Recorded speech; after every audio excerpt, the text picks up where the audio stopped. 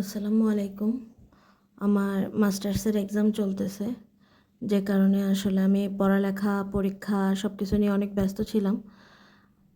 তাই কোনো ভিডিও বানানো হয় নাই। আসলে সুযোগই পাইনি ভিডিও বানানোর।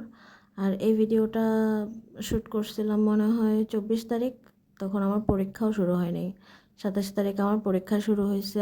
আর এখন 13 তারিখ, আমার 6টা পরীক্ষা শেষ। 16 তারিখ আরেকটা পরীক্ষা আছে, ওই পরীক্ষাটা শেষ হইলে মাস্টার্সের ঝামেলা শেষ। মাস্টার্স ঝামেলা এর জন্য বলতেছি, কারণ হচ্ছে ঝামেলা না, ঝামেলা হচ্ছে আমি সারা বছর পড়ালেখা করি নাই। লাস্ট মোমেন্টে এসে এত পড়ালেখার চাপ পড়ছে, যে চাপে আমি টোটাল অসুস্থ হয়ে গেছি। এটা আমার প্রত্যেকবারই হয়।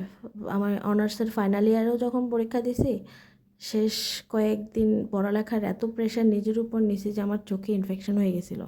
আমি এখনও চোখে এত ভালো দেখতে পারি না। দেখতে পারি না বলতে, বেশিক্ষণ বইয়ের দিকে তাকাই থাকলে বা লিখতে থাকলে বা চোখ দিয়ে কোনো অনেক অনেকক্ষণ তাকাই থাকার কোনো কাজ করলে আমার চোখ ঝাপসা হয়ে আসে। তো এটা একটা সমস্যা।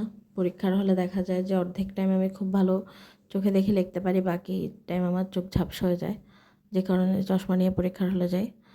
আর হচ্ছে যে পরীক্ষাগুলো কেমন যাচ্ছে বুঝতে পারতেছি না। যেদিন পরীক্ষার প্রিপারেশন ভালো থাকে সেদিন মনে হচ্ছে যে আমি প্রশ্নগুলো আরও ভালো করে লিখতে পারতাম, প্রশ্নগুলো ছোট ছোট হয়ে গেল কিনা, বড় প্রশ্ন কয় পৃষ্ঠা লিখলাম, মানে এই বিষয়গুলো।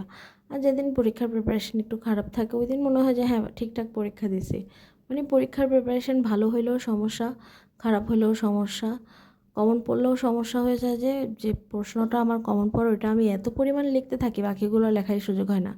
মানে কমন পড়লেও সমস্যা, না পড়লেও সমস্যা। ওভারঅল পরীক্ষা কেমন হচ্ছে সেটা আমি এখনও বুঝতে পারতেছি না। রেজাল্ট পাইলেই বোঝা যাবে। আর আমি পড়তেছি হচ্ছে রেনেসা, আর আমার যে ব্যতিক্রমের প্রশ্নপাঠ আছে ওইটা কম্বাইন করে পড়তেছি, প্লাস বিগত সালেরগুলো ফলো করতেছি, কিন্তু ওটা এত হেল্পফুল হচ্ছে না।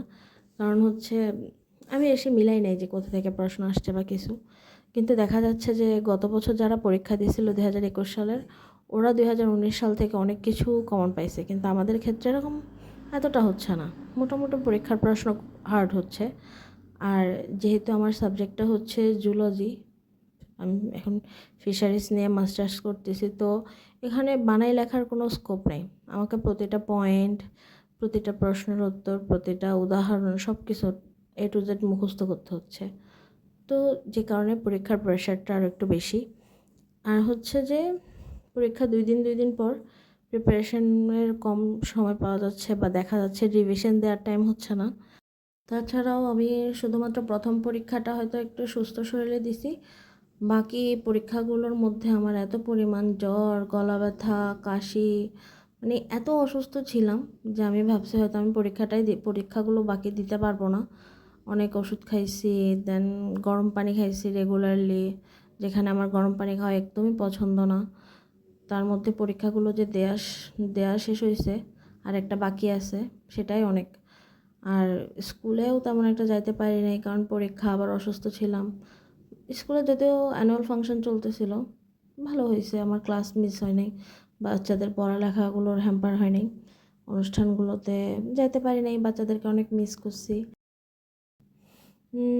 পরীক্ষা যেদিন দিয়ে আসে ওই দিন তো আর কোনো এনার্জি থাকে না, বাকি 2 দিন একটু একটু পড়ালেখা করার ট্রাই করি।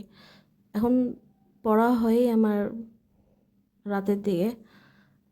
সারাদিন কাজে ব্যস্ত থাকি, সন্ধ্যায় বাচ্চাদের পড়ায় একটু ফ্রি হলে হালকা একটু রেস্ট নিয়ে দেন পড়া শুরু করলে রাত 2টা 3টা কখন বাজে আমার কোনো ঠিক নেই। যখন আমার পরীক্ষা থাকে না তখন আমার সজাগ থাকতে যে পরিমাণ কষ্ট হয়, কিন্তু যখন পরীক্ষা শুরু হয় আমার মধ্যে এত এনার্জি কোথা থেকে আসে যে আমি রাত জেগে পড়তে পারি, না ঘুমাই থাকতে পারি, সকালে উঠে যেতে পারি। এটাই আর কি, মানে সব সিরিয়াসনেস আমার পরীক্ষার আগেই আসবে। এই ভিডিওটা যেই দিনের, ওই দিন শুক্রবার ছিল, মেবি আমাদের বাসায় গ্যাস ছিল না, যে কারণে আব্বু আম্মু বাহির থেকে খাবার আনছিল। তো ওই তো দিন খাইলাম, সারাদিন পড়ালেখার মধ্যেই ছিলাম। তো আরেকটা পরীক্ষা আছে, এই পরীক্ষাটা শেষ করে আমার স্কুলে যেহেতু মাঝে মাঝে অনেক গ্যাপ হচ্ছে, তো স্কুলের সাথে মানিয়ে নিতে একটু টাইম লাগবে। আবার আমি বিসিএসের পড়ালেখা এতদিন করি নাই, আমার মনে হয় না কিছু মনে আছে।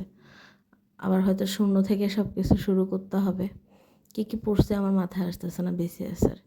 এমনকি আমি প্রতিদিন যে পরীক্ষা দিচ্ছি, কোন পরীক্ষাটা কেমন হচ্ছে, কী লিখতে পারছি না লিখতে পারতেছি, ওগুলো নিয়েও টেনশন করতেছি না। একটা প্রিপারেশন নিয়ে যাচ্ছি, পরীক্ষা দিচ্ছি, এরপর চলে আসতেছি। রেজাল্টে দেখা যাবে। আমি চাই না যে কোনো পরীক্ষা খারাপ হোক, আমি আবার আগামী বছর ইমপ্রুভমেন্ট দেই। কারণ এক প্যারা বারবার নেওয়া যায় না।